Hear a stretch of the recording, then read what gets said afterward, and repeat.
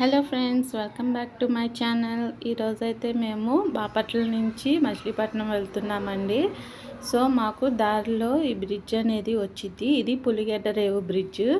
So ఇక్కడి నుంచి ఈ బ్రిడ్జ్ చాలా దూరం ఉండిద్దండి. సో మీకు 2 డిస్ట్రిక్ట్స్ని కలిపిద్ది ఈ బ్రిడ్జ్. సో ఈ బ్రిడ్జ్ సగం వరకు మనకి బాపట్ల డిస్టిక్, ఆ తర్వాతనేమో కృష్ణా డిస్టిక్. 2 డిస్ట్రిక్ట్స్కి మధ్యలో ఈ వంతెన ఉండిద్దండి. వంతెన సగం నుంచి 2 డిస్ట్రిక్ట్స్ అంటే చూడడం నాకైతే ఇదే మొదటిసారండి.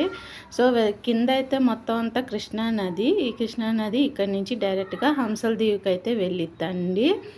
సో అటుపక్క ఇటుపక్క నేను 2 కవర్ చేసి వీడియో తీస్తున్నాను. మేమైతే బండి మీద వెళ్తున్నాము. నేనైతే ఫస్ట్ టైం అండి ఇంత పెద్ద బ్రిడ్జ్. అంతకుముందు విజయవాడ వారధి మీద వెళ్ళాను, కానీ ఇంత లాంగ్ బ్రిడ్జ్ అయితే నేను ఇప్పుడే ఫస్ట్ టైము.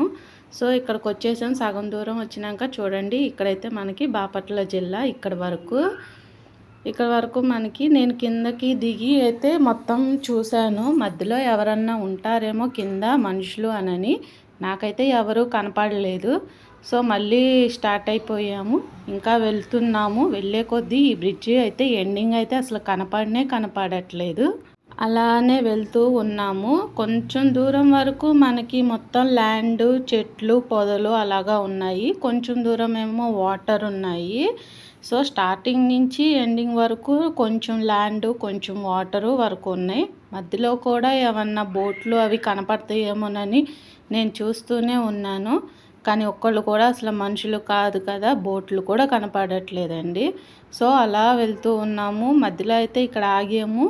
మొత్తం ఇక్కడ వాటర్ ఉన్నాయి కదా, మొత్తం సీనరీ చూద్దామని చెప్పి. చాలా అయితే బాగుంది. బ్రిడ్జ్ మీద వెళ్ళేటప్పుడు రైడ్ కూడా చాలా బాగుందండి. ఎవరైనా సరే బండి మీద బ్రిడ్జ్ మీద వెళ్తుంటే ఆ రైడింగ్ అనేది చాలా బాగుండిద్ది. అందరూ మస్ట్ ట్రై చేయాల్సిందే.